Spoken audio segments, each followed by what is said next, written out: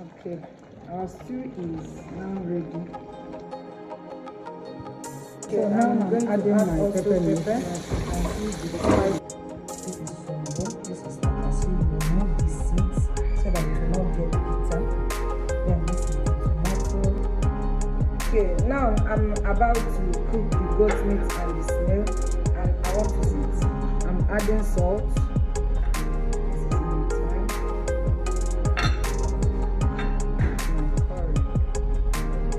Okay, I'm going to add also pepper. Okay, for my fish, I'm going to spice. So our goat meat is done with this frying goat meat. So now I'm adding my pepper leaf.